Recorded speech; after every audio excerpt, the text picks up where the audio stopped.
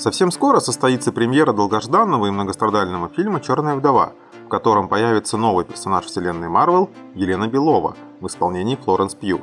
В комиксах Елена Белова – сложный многогранный персонаж-антигерой, и она потенциально может стать важным элементом четвертой фазы киновселенной. С момента первого появления «Черной вдовы» в фильме «Железный человек 2» фанаты задавались вопросом, получит ли Скарлетт Йоханссон сольный фильм о своей героине. Ее история, ее работа в «Щите» в рамках киновселенной никогда полноценно не раскрывалась, а случайные упоминания об ее прошлом и пересечения с различными персонажами, такими как Зимний солдат, только распаляли любопытство. Действие фильма приквела происходит вскоре после событий фильма «Капитан Америка. Противостояние», который закончился тем, что Наташа, преследуемая правительством США, отправилась в бега. Фильм расскажет о прошлом Наташи, о загадочной Красной комнате и введет в киновселенную новых персонажей, таких как Красный Страж, у меня на канале есть видео о нем, и еще одна черная вдова Мелина Востоков. Плюс ко всему, этот фильм ведет в киновселенную злодея и убийцу из комиксов Таскмастера, который обладает способностью с точностью имитировать движение любого противника. Кстати, на моем канале есть видео и про Таскмастера, обязательно посмотрите. Но одним из самых перспективных для киновселенной является появление в ней Елены Беловой.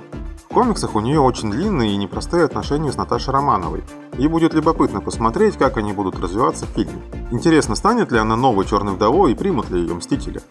С вами Зона комиксов, меня зовут Николай, и я хочу рассказать вам о Елене Беловой. Погнали! Елена Белова была создана Дэвидом Грейсоном и Джей Джей Джонсом, а в комиксах она впервые появилась в 1999 году. Елена была сиротой, которая попала в программу «Красной комнаты», где ее сделали такой же убийцей, как и Наташу. Опыта у Елены было не меньше, чем у ее рыжеволосой соперницы, но именно Наташу выбрали для программы «Черная вдова», так что Елена не получила тех же биохимических усилений, которые повысили все характеристики Романовой. Какое-то время Елена была простым агентом в российском ГРУ, выполняя опасные задания по всему миру. Ей, кстати, довелось столкнуться даже с нелюдьми. Но в итоге на Белову опять вышла Наташа Романова, которая к тому времени была уже агентом «Щита», и все ее называли «Черной вдовой». Романова смогла убедить Белову уйти из мира шпионажа и посвятить себя другим, более мирным занятиям. Вы не поверите, но Елена Белова стала моделью нижнего белья, а потом и вовсе солидной корпоративной бизнес-леди. Но несмотря на то, что Елена покинула мир шпионажа, ей все-таки пришлось вернуться к старым занятиям, когда на Наташу было совершено покушение. Елена на какое-то время вернулась в игру как черная вдова. А совсем недавно, после того, как Капитан Америка, который оказался агентом Гидры, убил Наташу Романову во время событий сюжетной арки «Тайная империя», Елена Белова снова взяла себе имя «Черная вдова», но теперь уже для того, чтобы почтить память своей убитой подруги.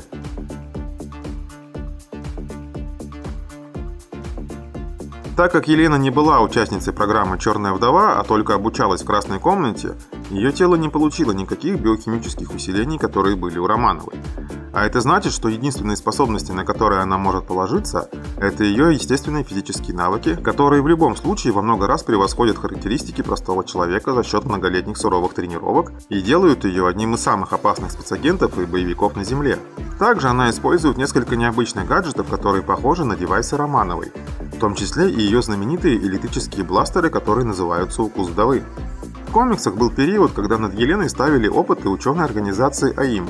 В русской версии ее называют ЦИ. И они сделали из нее новую версию суперадаптоида.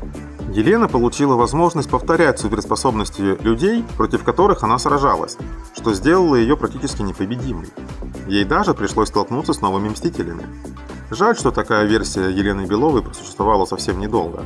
Маловероятно, что мы увидим что-то подобное в фильме, но если вдруг создатели захотят вернуть в киновселенную АИМ, которая уже появлялась в третьем «Железном человеке», мог бы получиться неплохой сюжет.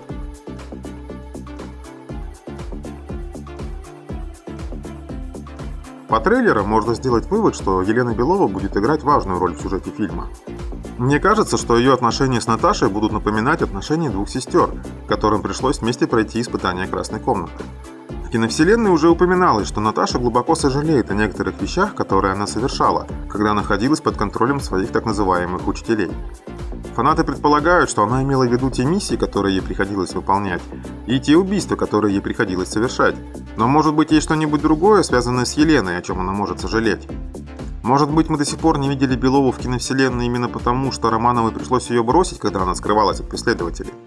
Это был бы неплохой способ создать напряженность в их отношениях и даже добавить еще больше нюансов к характеру Наташи. Еще фанаты рассуждают о реальной личности Таскмастера, которую в фильме, в отличие от комиксов, до сих пор держат в тайне. Есть вероятность, что под маской Таскмастера скрывается сама Елена Белова, которая решила натравить на Наташу убийц из Красной комнаты и таким образом отомстить ей за все, что было в прошлом. Но в этом случае крайне маловероятно, что Белова станет новой Черной вдовой после смерти Наташи в фильме «Мстители. Финал».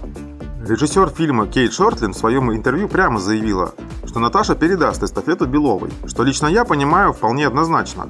Это был бы блестящий ход со стороны Кевина Файги, который гарантировал бы плавную интеграцию новой Черной вдовы в киновселенную после ухода из нее Скарлетт Йоханссон. А на этом у меня все. Читайте комиксы, смотрите комиксы, любите комиксы. Пока!